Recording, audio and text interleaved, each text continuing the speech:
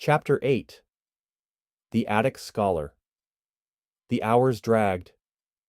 Miranda kept glancing at the clock between customers, her fingers itching to flip open the cracked leather tome that now sat beneath the counter. The shop had been busier than usual, thanks to the Bahama anomaly making headlines, but she had little patience for the fair-weather academics crowding her space. They browsed with feigned curiosity, peppering her with questions about Atlantis and lost civilizations, then left with nothing but cheap paperbacks full of theories she had long since outgrown. Finally, the last customer left, and she wasted no time flipping the closed sign, locking the door, and dimming the main lights.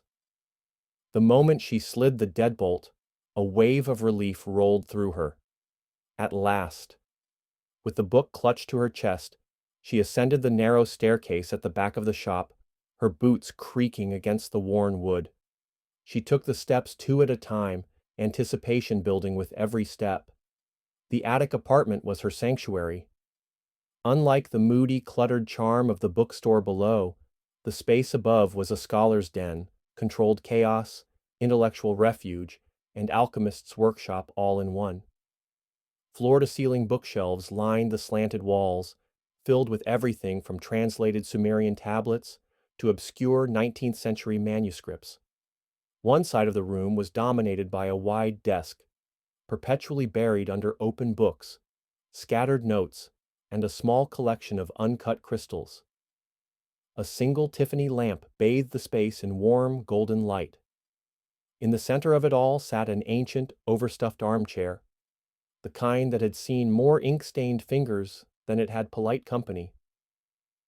Miranda placed the book on her desk with reverence, running a hand over its weathered surface before carefully prying it open.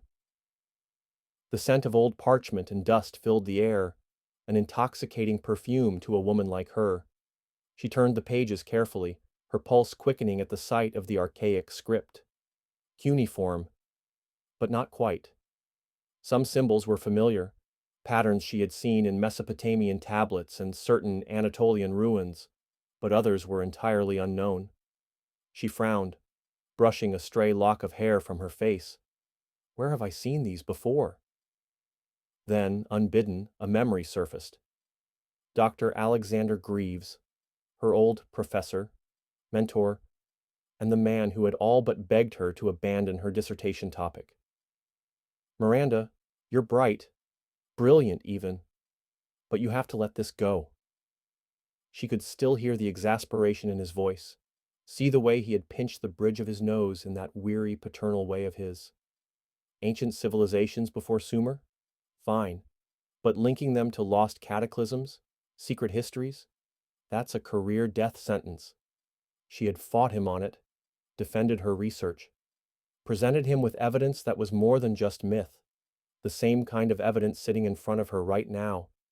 And yet, despite all her work, her thesis had been rejected, labeled too speculative, too unprovable. She had walked away from academia after that, not because she was wrong, but because she knew the truth, and she refused to let anyone bury it. Now flipping through the pages of Doug's book, she couldn't help but wonder, had Dr. Greaves known more than he let on? Had his warnings been more than just concern for her career? Because as her fingers traced the ancient ink, a chill crawled up her spine. The symbols here. They were the same ones she had once found references to in forbidden footnotes, in books that had been lost or mysteriously pulled from university archives. And now, after all these years, they had found her again,